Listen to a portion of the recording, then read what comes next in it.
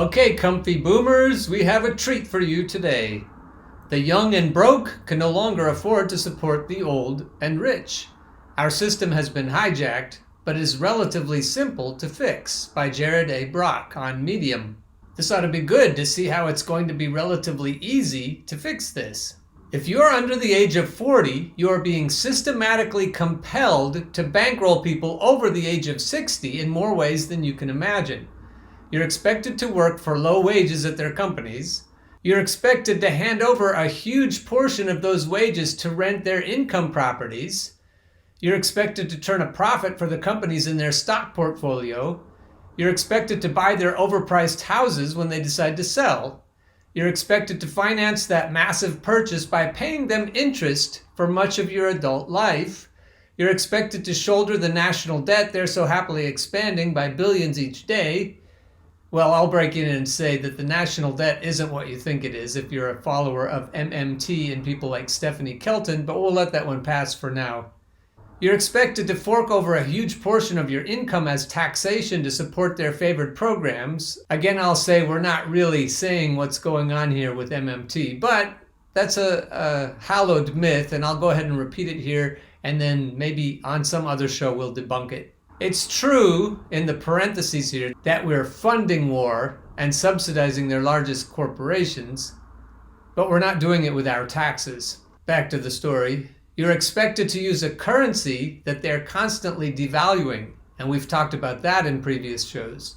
Now here's one that George Carlin has told us. You're expected to pay into pension plans, read pyramid schemes that won't exist when you're old enough to collect, to fund their retirements. The result? Millennials are 4 times poorer than boomers at their age. If you take an honest look at the stats, it's pretty clear that the older generations are planning to milk our planet dry before they kick the bucket. Millennials hold 4.8% of all wealth. There are now 40-year-old millennials. At the same age, Gen X had 9%, boomers had 21%. The largest generation in history did what the system told them to do and became the most educated in history.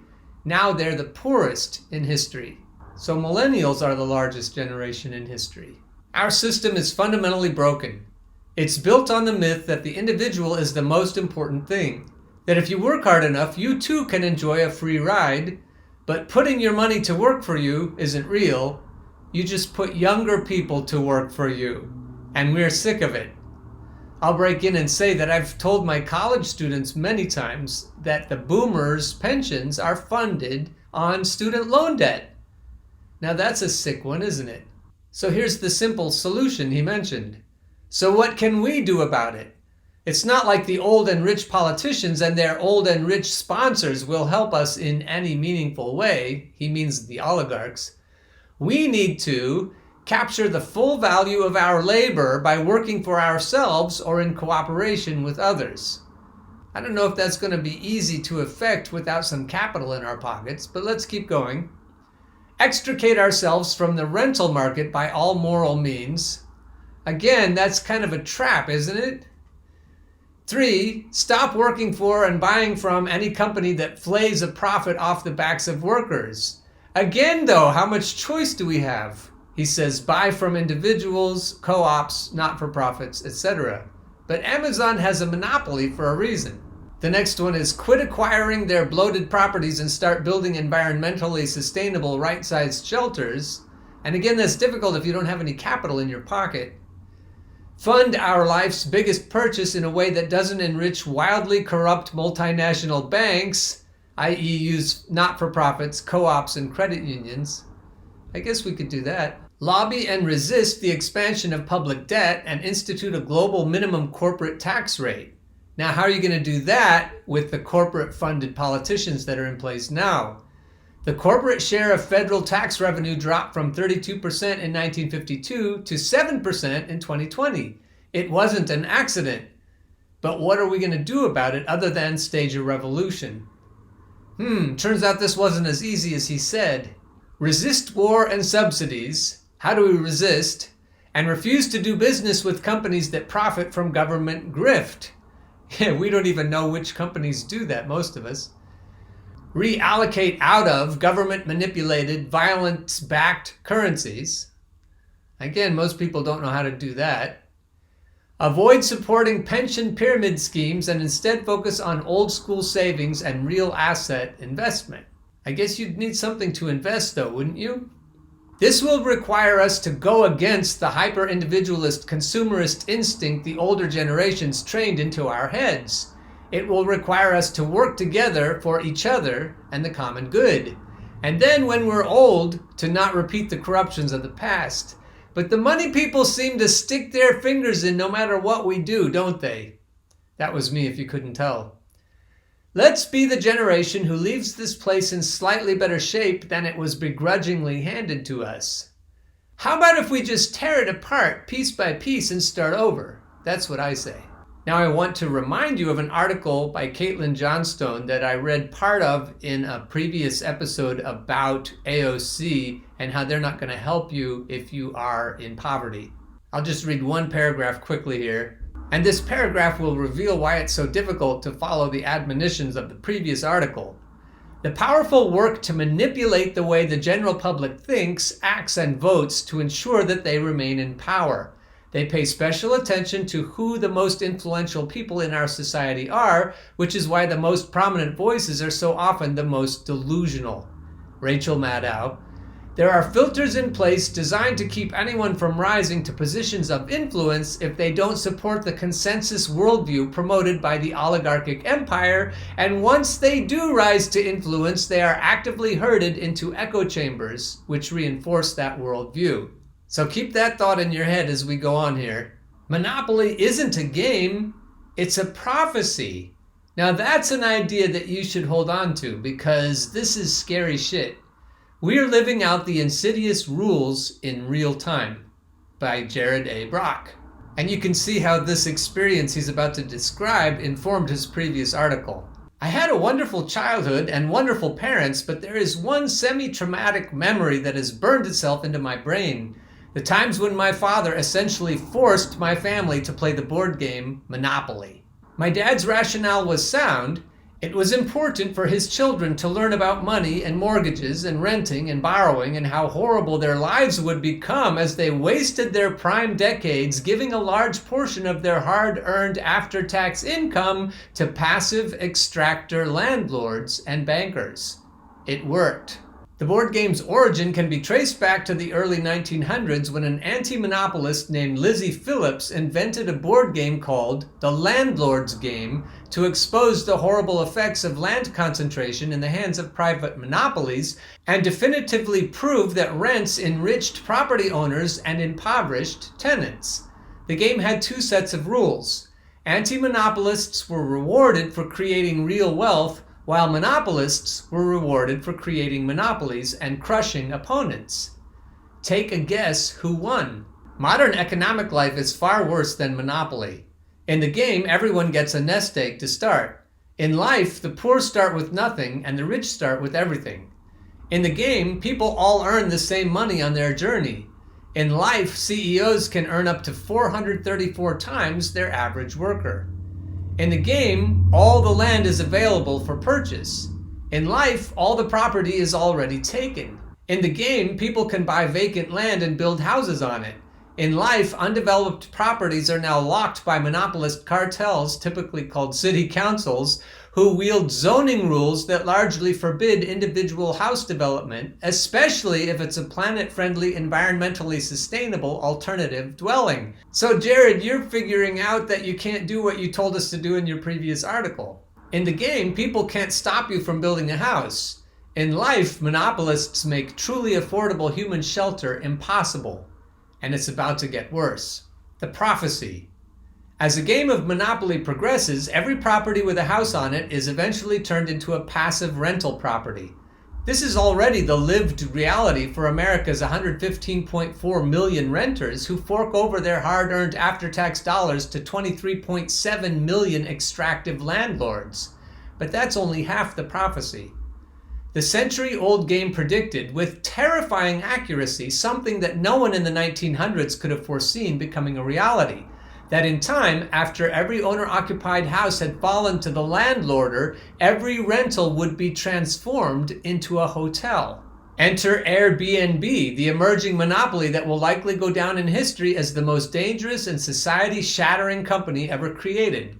As landlords convert their properties to Airbnbs, and holiday companies buy up collections of Airbnbs, and hedge funds use outrageous leverage to buy up portfolios of holiday companies, and sovereign wealth funds swallow hedge funds whole, it's no wonder that the average house will cost $10 million in 50 years. What's that, you say? The average house will cost $10 million in 50 years? House prices used to be based on the maximum amount that an area's average local buyer could afford to mortgage over 25 to 40 years. Under the rapidly emerging monopoly paradigm, a house's value is now the maximum amount of daily rental income that can be extracted from it by a global institutional investor multiplied by maximal institutional leverage. And that, friends, is the truth. The end game. Here's the prophecy. Ironically, Lizzie Phillips' self-published Landlord's Game was eventually stolen and rebranded by a man named Charles Darrow, who became the world's first board game millionaire when he sold the rights to Parker Brothers, who went on to acquire 1,800 other games and sue anyone who tried to create an anti-monopoly game. This is irony. Parker Brothers was eventually acquired by General Mills, and in 1991, the massive $13 billion games monopoly Hasbro ate Parker Brothers whole. Today, Hasbro itself is owned by even bigger entities, including JP Morgan, Vanguard, and the world's largest asset manager, the $9 trillion firm BlackRock. So now Jared's about to get to a point that I've made before.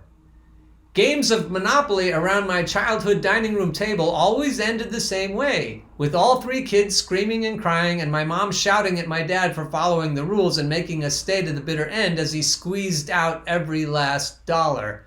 Eventually, in a rage, one of us would swipe the entire game straight off the table and everyone would storm out, leaving my dad alone with a fistful of worthless money, no game to play, and no one left to play with.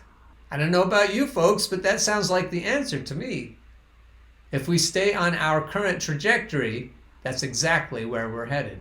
Now here's Caitlin again to tell us there's never been a better time to crush capitalism, notes from the edge of the narrative matrix. As you know about Caitlin, she's always telling us about narrative management, and she's continually proving to me that it really is like the Matrix. It really is the Matrix. The US is on the brink of a massive eviction crisis, and the ecosystem is dying, and the world order is maintained by endless violence, and we're being rapidly transformed into a brainwashed slave class, but it was a small price to pay for some billionaires to pretend to be astronauts for a bit. I'm glad we've already read about the monopoly prophecy because it fits right in with what Caitlin is telling us here. There's nothing more enraging than a system which treats the homeless like the problem rather than the homelessness. There would be a lot more opposition to the emerging use of police robots if they called them robotic cops instead of robotic dogs. That's another article that she's written that I think you should also read. Every ruler since the dawn of history has been acutely aware that there are a lot more of us than there are of them, and that even their own forces could turn against them at any time. That's what makes robot technology so appealing to the oligarchic rulers of our age. That means we better knock that monopoly board over pretty quickly before the robots all come after us.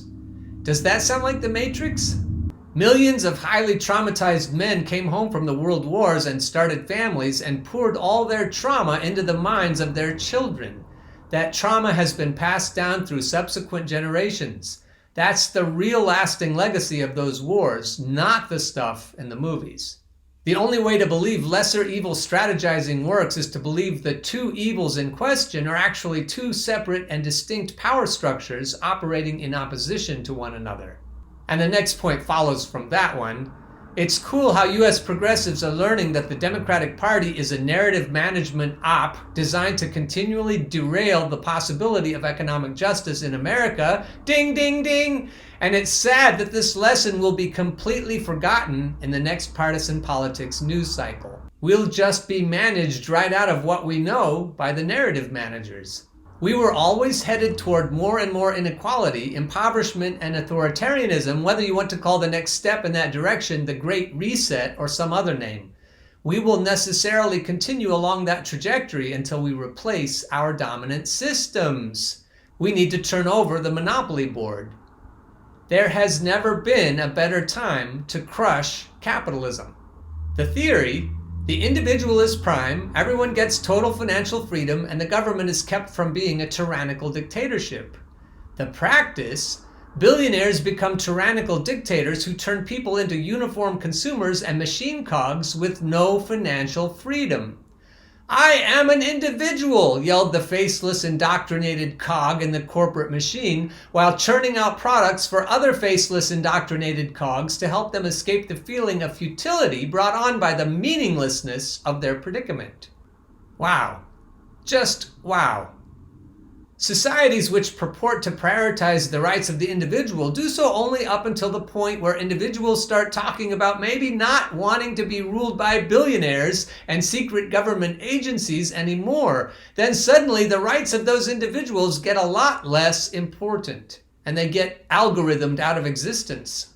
Skipping ahead, if you mentally mute the ideological worldviews, partisan bickering, and sectarian spats and just look at humanity as a whole, what you see is a species on a trajectory toward its own extinction. We are collectively deciding right now whether we continue on that trajectory or not. And I'll say we're deciding whether we're going to turn the monopoly board over or not. Because change is inevitable and life is inseparable from its ecosystemic context, every species eventually hits a juncture where it has to either adapt to changing conditions or perish. Our juncture just came along faster than most. We either adapt or go extinct.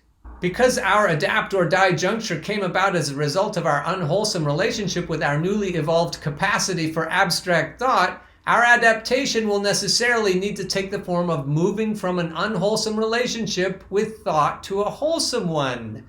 The good news is that we already know such a move is possible. The bad news is that up until now it's been fairly rare. A movement from a dysfunctional relationship with thought to a healthy one is what the phenomenon commonly referred to as spiritual enlightenment is. What's changed is that we are now being squeezed toward adaptation by the same kinds of pressures that other species have come under, which cause them to attain flight, camouflage, prehensile tails, etc. And we just might make it. Just throw sand in the gears of the machine and try to wake people up in whatever way you can. I wouldn't just throw sand in the gears, I would fucking dismantle that machine as soon as possible. But anyway, she says, throw sand in the gears of the machine and try to wake people up in whatever way you can. No one person can win this, but we can each shine a bit more light on things for others and make life a bit harder for the bastards. Let's not make it a bit harder. Let's take our guillotines to their houses. You can't do everything, but you can do your bit. Well, I want to be the one helping to carry the guillotine.